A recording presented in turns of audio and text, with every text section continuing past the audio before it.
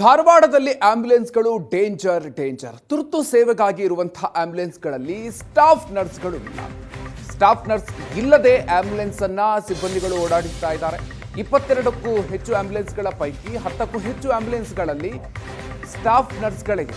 ಅನಿವಾರ್ಯವಾಗಿ ನಾವು ಆಂಬ್ಯುಲೆನ್ಸ್ ಅನ್ನ ಓಡಿಸ್ತೀವಿ ಅಂತ ಹೇಳ್ತಿದ್ದಾರೆ. ಸ್ಟಾಫ್ ನರ್ಸ್ ಕಡಿಮೆ ಇರೋದ್ರಿಂದ ನಾವೊಬ್ಬರೇ ಹೋಗಬೇಕಾಗತ್ತೆ ಅಂತ ಚಾಲಕರು ಹೇಳ್ತಾ ಇದ್ದಾರೆ. ಸ್ಟಾಫ್ ನರ್ಸ್ ಇಲ್ಲದೆ ಹೋದ್ರೆ ರೋಗಿಗಳ ಸಾವಾದ್ರೆ ಅದಕ್ಕೆ ಯಾರು ಹೊಣೆ? ಕಿಮ್ಸ್ ಆಸ್ಪತ್ರೆಗೆ ರೋಗಿಗಳನ್ನ ಶಿಫ್ಟ್ ಮಾಡುವಾಗಲೂ ಕೂಡ ಸ್ಟಾಫ್ ನರ್ಸ್ಗಳು ಇಲ್ಲ. ಈ ಬಗ್ಗೆ DHO ಜಿಲ್ಲಾ ಸರ್ಜನ್ ಗಮನ ಕೊಡಬೇಕಾಗಿದೆ. ಸ್ಟಾಫ್ ನರ್ಸ್ ಇಲ್ಲದೆ ಡ್ರೈವರ್ಗಳೇ ಓಡಿಸಬೇಕಾದಂತಹ ಪರಿಸ್ಥಿತಿ. ಸೊ ಇಂಥ ಸಂದರ್ಭದಲ್ಲಿ ರೋಗಿಗಳಿಗೆ ಅಪಾಯ ಉಂಟಾದ್ರೆ ಯಾರು ಹೊಣೆ ಅಂತ ಹೇಳಿ ಚಾಲಕರೇ ಪ್ರಶ್ನೆ ಮಾಡ್ತಾ ಇದ್ದಾರೆ. ಧಾರವಾಡದಲ್ಲಿ ಈಗಾಗಲೇ DHO ಕಚೇರಿಯಿಂದ ಆಂಬುಲೆನ್ಸ್ಗಳನ್ನು ಸುಮಾರು 23 ಆಂಬುಲೆನ್ಸ್ಗಳು ಧಾರವಾಡ ಜಿಲ್ಲೆಯಲ್ಲಿ ಕೆಲಸನ ಮಾಡ್ತಾ ಇದ್ದಾವೆ. ಈಗ ಒಂದು ಆಂಬುಲೆನ್ಸ್ ನಾವು ಎಕ್ಸಾಂಪಲ್ ಆಗಿ ತೋರಿಸ್ತಾ ಇದ್ದೀವಿ. ಪ್ರಮುಖವಾಗಿ ಪ್ರತಿಯೊಂದು ಆಂಬುಲೆನ್ಸ್ಗಳಲ್ಲಿ ಸದ್ಯ ಈಗ EMT ಡಾಕ್ಟರ್ ಅಂದರೆ EMT ಸಿಬ್ಬಂದಿ ಇರಬೇಕಾಗುತ್ತೆ. ಆದರೆ ಇಲ್ಲಿ ಈ ಆಂಬುಲೆನ್ಸ್ಗಳಲ್ಲಿ EMT ಸಿಬ್ಬಂದಿಗಳಿರೋ ಕಾರಣಕ್ಕೆ ಕೇವಲ ಚಾಲಕರು ಮಾತ್ರ ಈಗ ಪೇಷಂಟ್ಗಳನ್ನು ತರುವಂಥ ಕೆಲಸ ಮಾಡ್ತಾ ಇದ್ದಾರೆ. ನೋಡಿ, ನಾವು ದೃಶ್ಯಗಳಲ್ಲಿ ತೋರಿಸಿದ್ದೀವಿ ಯಾವ ರೀತಿಯಾಗಿ ಇದ್ದಾರೆ ಸಿಬ್ಬಂದಿ ಇಲ್ಲ. ಜೊತೆಗೆ EMT ಇರಬೇಕಾಗಿತ್ತು, ಬಟ್ ಅವ್ರು ಯಾರೂ ಇಲ್ಲ.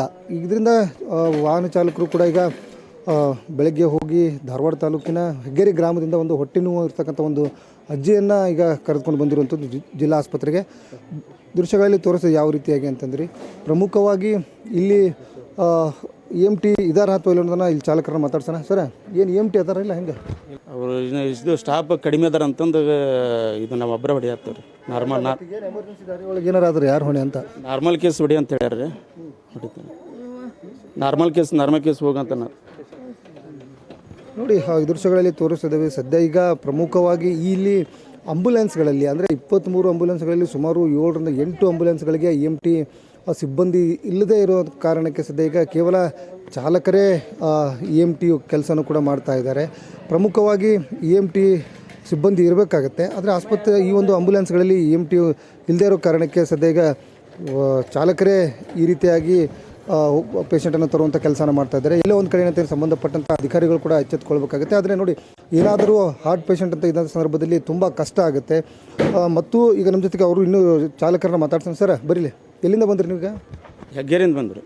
ಹೆಗ್ಗೇರಿಂದ ಏನು ಯಾವ ಪೇಷಂಟ್ ಅದು ವಾಂತಿ ಭೇದಿ ಅಂತಂದು ಐತ್ರಿ. ಅದು ವಾಂತಿ ಭೇದಿ ಅಂತ ಅಲ್ಲ, ಮತ್ತೀಗ ಅಲ್ಲಿ EMT ಇರಬೇಕಲ್ಲ, ಸಿಬ್ಬಂದಿ ಇದ್ದಾರಾ ಹೆಂಗೆ?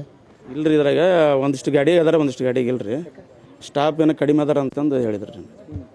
ಪೇಮೆಂಟ್ ಆಗ್ತಾ ಇದ್ದಾನೆ ಹಂಗಿಲ್ಲ? ಪೇಮೆಂಟ್ ಆಕೈತ್ರಿ, ಕಡಿಮೆ ಐತ್ರಿ. ಕಡಿಮೆ ಪೇಮೆಂಟ್ ಐತ್ರಿ. ಅಲ್ಲ, ಈಗ ಬರುವತ್ನಾಗ ಏನಾದರೂ ಸಾವು ಆದರೆ, ಈಗ ನೀವು ಹೊಟ್ಟೆನೂ ಪೇಷಂಟ್ ತಂದ್ರಿ, ಆಮೇಲೆ ಹೆರಿಗೆ ಪೇಷಂಟ್ ಇರ್ತಾವೆ, ಅವಾಗ ಏನಾರು ಆದ್ರೆ ಆಕ್ಸಿಜನ್ ಅಂತ ಉಸಿರಾಟ ಸಮಸ್ಯೆ ಇರ್ತಾವೆ, ಅವಾಗ ನೀವು ಡ್ರೈವಿಂಗ್ ಮಾಡ್ತಿರ್ತೀರಿ, ಅವಾಗ ಹೆಂಗೆ ಮಾಡ್ತೀರಿ? ಸಮಸ್ಯೆ ಆಗತ್ತೆ ಸರ್. ಅದು ಹಂಗಿದ್ದಾಗ ಒಂದಿಷ್ಟು ಟೈಮ್ ಅವ್ರಿಗೆ ಹೇಳೇ ಬಂದಿರ್ತೇವ್ರಿ. ಹೋಗೋ ಮುಂದೆ ಐತಲ್ರಿ, ಮತ್ತು ಇದ್ರ ಸ್ಟಾಫ್ ನರ್ಸ್ ಇಲ್ಲಿ ನೋಡ್ರಿ ಅಂತಂದು ಹೇಳೇ ಹೋಗಿರ್ತೇವ್ರಿ ನಾವು.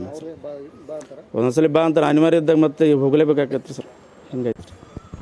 ಸೊ ಇದಿಷ್ಟು ಸದ್ಯ ಈ 108 ಸೇವೆ ಅಂದರೆ ಆಂಬುಲೆನ್ಸ್ನ ಚಾಲಕರು ಕೂಡ ಹೇಳ್ತಿರುವಂಥದ್ದು. ಅಂದರೆ EMT ತುಂಬ ಕಡಿಮೆ ಇದ್ದಾರೆ. ಇದರಿಂದ ನಾವು ಕೂಡ ಅವರಿಗೆ ಪೇಷಂಟ್ಗಳಿಗೆ ಅಂದರೆ 108 ಕರೆ ಮಾಡಿ ಯಾರು ಈಗಾಗಲೇ ಕರೀತಾರೆ, ನಾವು ಹೋದಂಥ ಸಂದರ್ಭದಲ್ಲಿ ಅವ್ರಿಗೂ ನಾವು ಮನವರಿಕೆ ಮಾಡಿಕೊಟ್ಟಿರ್ತೀವಿ EMT ಇಲ್ಲ ಅಂತ. ಆದರೂ ಅವರು ಬಾ ಅನ್ನೋ ಮಾತುಗಳನ್ನು ಹೇಳ್ತಾರೆ.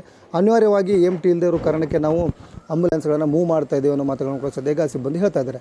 ಸೊ ಸಂಬಂಧಪಟ್ಟಂಥ ಅಧಿಕಾರಿಗಳು ಇನ್ನಾದರೂ ಎಚ್ಚೆತ್ತುಕೊಂಡು ಪ್ರತಿಯೊಂದು ಆಂಬುಲೆನ್ಸ್ಗೆ EMT ಸಿಬ್ಬಂದಿಯನ್ನು ಇಡಬೇಕು ಅನ್ನೋದು ಕೂಡ ಏಷ್ಯಾನೆಟ್ ಸುವರ್ಣ ನ್ಯೂಸ್ನ ಒಂದು ಕಳಕಳಿ. ಕ್ಯಾಮ್ರಾ ಪರ್ಸನ್ ರಾಹುಲ್ ಜೊತೆ ಪರಮೇಶ್ವರ್ ಅಂಗಡಿ, ಏಷ್ಯಾನೆಟ್ ಸುವರ್ಣ ನ್ಯೂಸ್, ಧಾರವಾಡ.